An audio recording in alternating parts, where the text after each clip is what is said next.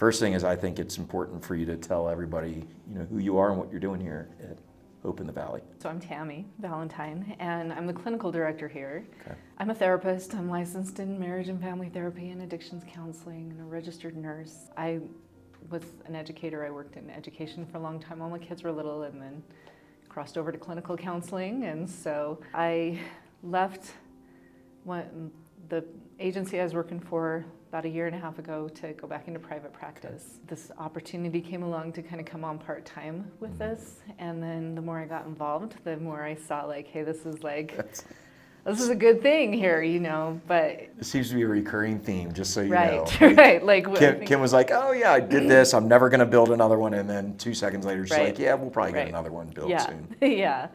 And at first it was a little daunting, but then I like the challenge of like building something. And it was nice to have the support of Kim and Paul and Justin behind us to say, yeah, we can make this work. So you went from, are you still doing private practice? Yes, I actually hired a therapist to keep that going. Okay. And so I can step into this more full time. Yeah, so Kim, first of all, has spoken, she's talked behind your back like crazy. All very, very good things, saying that you and Andrew basically had to build out all the processes and the programming and stuff like that. So talk about that, like how hard is it to build out so you have a background in addiction counseling, but you've never built out a program for a rehab center? No. So this is all how long did that take you? How hard was it? What was fulfilling about it? What was sucky about it? Well, I came on in September. Okay. I think I signed my contract in August, but felt like I was really started in September. And there were kudos to everybody leading up to me coming on, because there was a pretty good foundation laid out.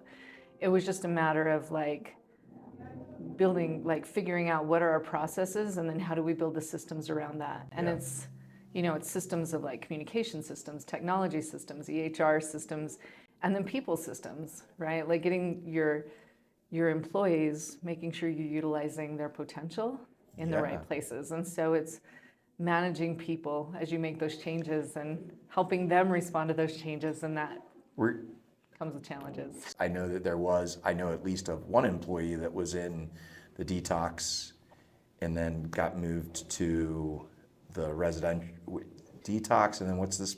Residential. It is residential. I want to make sure I'm saying it correctly.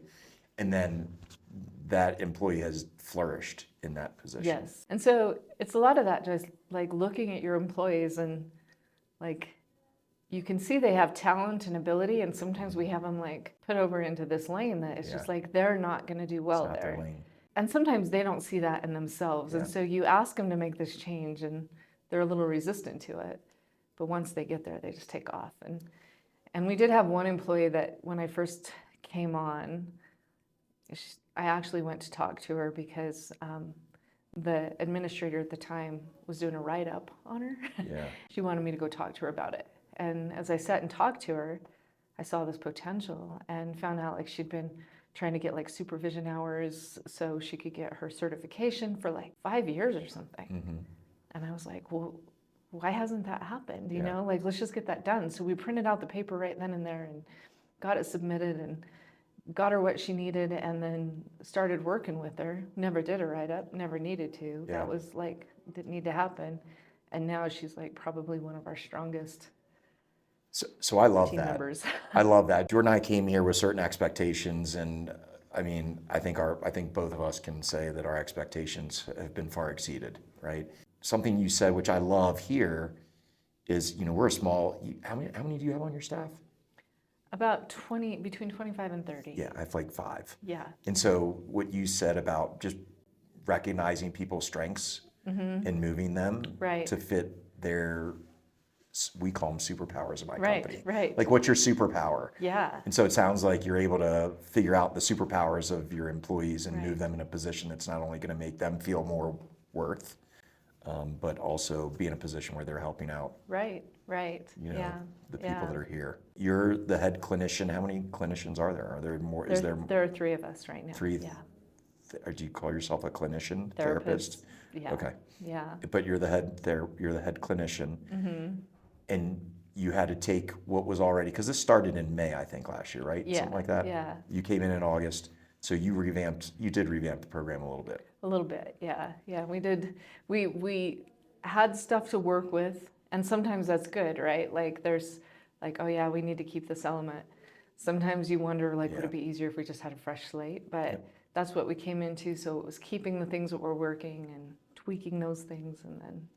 What made you leave a private practice, kind of, sort of, right? You decided to hire someone else to keep your practice running, to working part-time here, to realizing, I don't know, is it like this is your mission, this is your calling, like Yeah. however you want to say it, like what was the driving force behind that?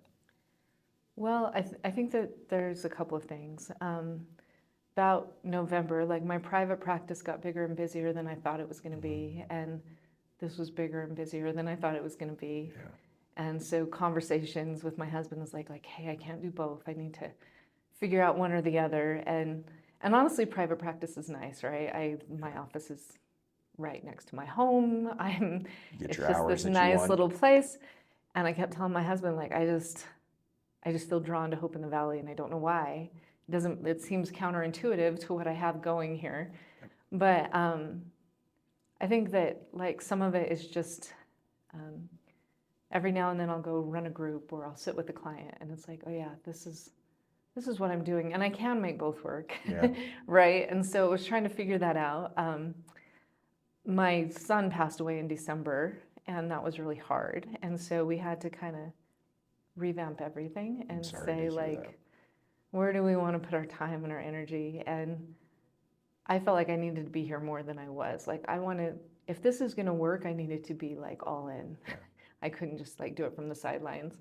And so there was a little time there just to kind of reset and say, where are we at and what are we doing? And then that just like, I don't know, there's really not a connection between losing my son and my decision, other than the fact that everything resets when something like that happens. And I think I just needed to reset because I was trying to do too much. Yeah. And spread myself too thin and felt like I wasn't doing any of it well. So, yeah. Well, we're both parents, so I'm very sorry to hear about your son. Yeah. More than anything there. That was kind of brutal, but yeah. Good kid, yeah. That was in December? December 21st. Okay. And he was in an accident. They were cutting some downed trees, and somebody on the other end had cut one, and it caused the tree to flip up, and it hit him. Yeah. And so they were able to keep him alive, keep him stable, and we got him to Springs, but we knew it was fatal. But then we made there was a decision for him to be an organ donor. Yeah. And so then we kept him alive long enough to go through that process. But that was fulfilling too. He did donate his organs. Yeah. So we know where his heart and his liver and his kidneys ended up, and that was really helpful. But through all of that process, it's like, I don't want to spend my life just running myself ragged. Yeah. I need to find a better balance. And I like the challenge of building something. And I just feel like for the sake of the Valley, this place has to work. Yeah. We need it here. Yeah. And, the founders have come in and they've said, this community needs it. And I feel like I have something to offer to make it work. And if I don't give that, then I can't complain when we don't have resources, right? At a certain point, I've just got to be like, this has to work. It has to work for the sake of the community. We need it here. We don't have this type of treatment center here. And so it has to work. And so that's when I just decided, no, I'm just going to go all in with this. I think I'm not a therapist, although I do have my undergrad in psychology. I do think your son's passing probably was a big deciding factor that you don't even realize, but resetting. Yeah. And not only resetting, but realizing, and yes, private practice, you're helping save lives there too, and helping people. I have my own therapist that has literally made me a better whole person. But here it does seem like this community needs people like you, Andrew, the whole staff. Jordan and I we were lucky enough to be here last night, and holy cow, seeing Paul speak was awesome because it's the first time I've actually physically met Paul. I've worked Yeah. with Kim through our golf charity tournament, but it's the first time Paul and I have really connected. So to hear him and his story was pretty mind-blowing. We both, like I said, came in here with expectations, and it's like far Yeah. exceeded them. But even the lady that she spoke up first, I think she was the first staff member to speak up, who said she had two daughters or something like that, and how this has changed her life, and she is in recovery as well. It just, I don't know, man, it just speaks volumes about what you're all doing Right, here. right. You're And obviously changing lives. And you can see the good, and you can see the potential of it, and then you have to ask yourself, what's my role in it? And if I Yeah. step out now, I feel like everybody's replaceable. Like somebody can come in and do this, but we're like in a process now that would set everything back and make Yeah. everything that much harder. And I don't want to contribute to the reason why this place doesn't work. Yeah. And so I'm like, I'm just gonna, like, private practice is always gonna be there. It's not going anywhere. And this could potentially not be here if we don't step up to the plate and make it happen. And so at a certain point, you just have to. It's evident Just all send of it. you are all in, Yeah. including the people that came here. The roofers in recovery gentleman that talked last night, Yeah. I mean, he was speaking directly to you and all the other staff members when he said, everybody here are badasses, I think was his exact quote, and that he's been to other rehab facilities, but this one just, everybody cares. Yeah. Everybody cares. And that, I mean, honestly, again, my hair just popped up again. It's been like Yeah. 10 times. We do care. And I always tell clients, because I'm a normie too, like Yeah. I'm not in recovery, and sometimes clients will ask me about that. They're like, well, how can you relate? How can you understand? And I'm like, well, addiction's like the symptom of what we're really dealing with, right? Yeah. And symptoms become habits and all of Yep. that sort of thing. But you just meet clients where you relate. Like, Yeah. we all are going through tough things. We're all feeling emotions. We're all responding to stress. Yep. Some of us respond with addiction to substances. Some of us respond with addiction to processes. Some of us respond with unhealthy eating or oversleeping or undersleeping. We all respond to our situation in different ways. We can focus on the substances, or we can focus on what we're responding to, and we all relate to that because we're all having a human experience, and that's really what it's about. And so, What would you like? I asked Hunter not the same question. It's going to be a little different for you, but what would you like to say Hope in the Valley is bringing, and what it's going to do for this community? Because I understand, I mean, I've heard it from everybody. This is a community that needs help and support. And like, that's why they put this facility here in this place. Yeah. Like a year from now, 5 years from now, what would you like to look back on and say that Hope in the Valley did this for this community? I think that our approach to treatment and to clients is different than other agencies and organizations, in that we are, one, they're coming in voluntarily, and we really go on the notion that you can't shame people into change. Yeah. And so it's not a culture that's punitive.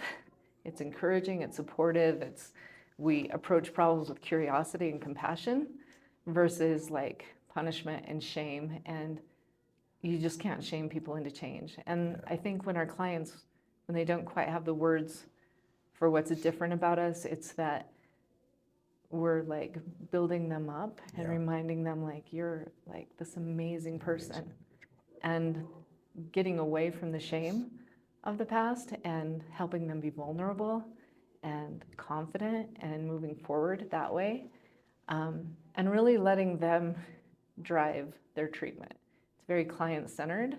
Yeah. And you don't see that in a lot of treatment facilities, especially when it's all about rules and punishment. And if you break a rule, then you're out of the program. We're like, no, like we work through it. It's all therapeutic.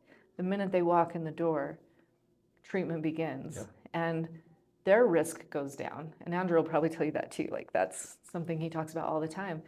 The minute they walk in, they're already getting better. Yeah. And So just like really building on like, we're not here to shame people into change. We're here to help them find out who they are and use that to become who they have the potential to become. Yeah, we were lucky enough to just talk to Hunter, and Hunter made us vulnerable. You know what I mean? Like Right. we were both like, what Right. the fuck is going on? Like, I love you, Yeah, Hunter. Like I yeah. literally just gave Hunter my cell phone number. I'm like, Yeah. you're a brother for life. I love Right. you. You know, Right. like, and he's in this valley, and he could be an agent of change, Oh, right? yeah, Like yeah. his superpower could be tenfold. Like we talked, Right. Hunter and I talked about just leaving your legacy. You know, he's only a 29-year-old, but he's doing well for himself. He's 96 days sober today, and that's all attributed to you and your team. It's pretty cool, man. Like, Yeah. I don't know. If you two help Hunter, and then Hunter helps too. We kind of Right, talk about this in the right. office, and it just literally can spread. Right, right. How many people in the facility? You've had 339, right? Something like that pass Yeah, through. yeah. How many of them live in the valley?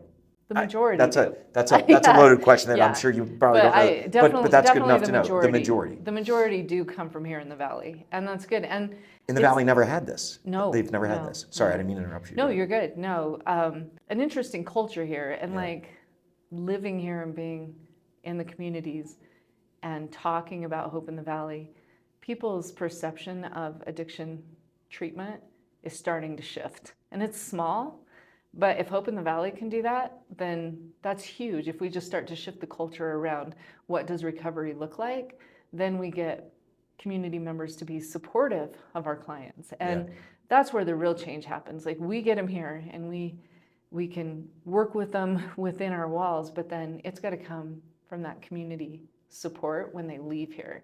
And so a big part of that is shifting the culture around it. And to me, the way like all the principles that Hope in the Valley is built on will shift that culture, because it's not a response to punishment.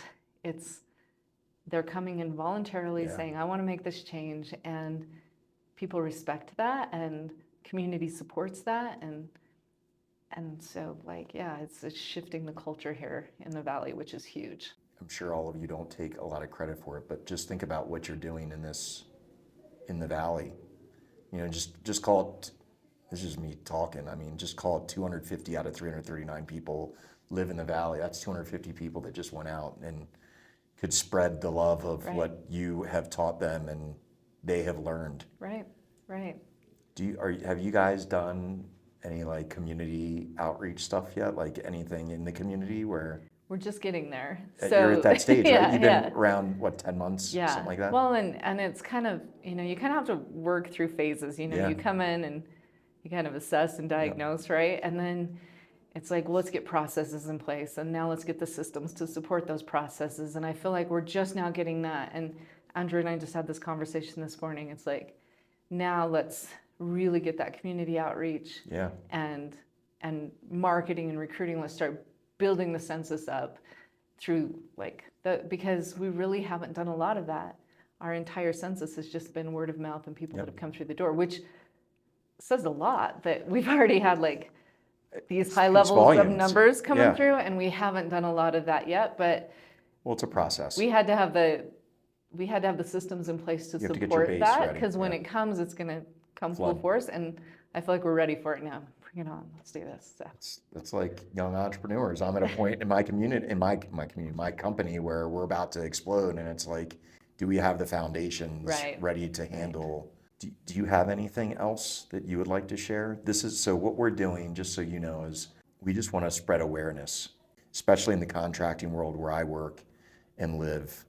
There's contracting companies all the time that don't, they're owners that probably know that they have people suffering from mental health issues or are addicts of something, alcohol or drugs, but maybe they don't know how to provide resources or talk to them or give them hope. Right. So that's the goal for us to provide Kim and Paul some assets to be able to send to contractors. I feel like one of the things that I bring to the table is having connections in the community and being like, I run another nonprofit, which I need to get off of that board now, but it was a lot of kind of rebuilding and Yeah. working through phases and all of that. And we do a lot of fundraising and put on a lot of big events. But through that, like it's getting those connections to help get the word out in the communities. And you get in rural communities and they trust people they know, right? Like, and so I think a lot of what we can do is just kind of shifting the culture around it and the perceptions of addiction and what really works with recovery and what doesn't. And the one message I would get out, like, and I say it over and over, is you just can't shame people into change. And you have to have like the right people in the right places. Like family always like wants to help, but they also aren't always the right ones, right? Correct. They have to set their boundaries. Right. And they know that, and that's really hard because they love and they care and they want to support. But so then having a resource like this provides that way for them to say, look, I can't help you, but here's a resource that can help you. And it allows them to hold the boundaries they have to maintain with their family, but it also doesn't mean they have to abandon their family member that's in addiction to just the streets. Like, at least now they can come here. The other thing I would say is, like, a lot of people want to, like, we look for all these ways to determine the success of treatment. And granted, sobriety, number one, right? Like, we want these stories of clients that are sober. But the truth is, like, that doesn't always happen in just like one try. And we've had clients that have left here and relapsed. And I always tell our staff, like, at least they have somewhere to come back to. And at least they feel safe enough to come back here. So when they relapse, do they come back? They come back? And I'm honored that they do, right? Yeah. Like, I'm honored that they feel safe enough to come back here. And they relapse in their use, but not everybody always relapses in their response. Like, they're still progressing, even if they're, like, it's a process. And so to say, like, that a client or that our treatment isn't successful because a client relapsed, it's always like they're always progressing, right? And they'll get there. They're going to get there eventually, and it just looks different for everybody. It's lifelong. Right. It doesn't end when you walk out the door. That part I know. And I think as employees and community members, having like that hope that, like, well, they relapsed, but they knew where to go. They knew where to find help. The help was there. We'll just ride it out with them until they finally reach that point. Are you ever worried that this community has a struggling addiction problem? Am I correct in saying that? Yeah, no, definitely. So are you ever worried that the word is gonna get out so much that you're not gonna be able to take people? And that's part of why, like, the community outreach and the marketing, I've been like, I feel like A little hesitant? Once we start this, I think that we're gonna be as busy as we want to be. And same thing with private practice, right? Like, just opened up one little counseling clinic in a rural area and just saw how badly it was needed. That's going to happen here, and just wanted to make sure we were ready for it. But no, I think people are ready for it and they're waiting for it, and now it's time to, like, hey, we're here and we're ready for you. Come on in. And I feel like we have the processes and the systems in place, and now we can bring them in and do a good job. So when they leave here, that's going to spread too. And that's important to do it the right way.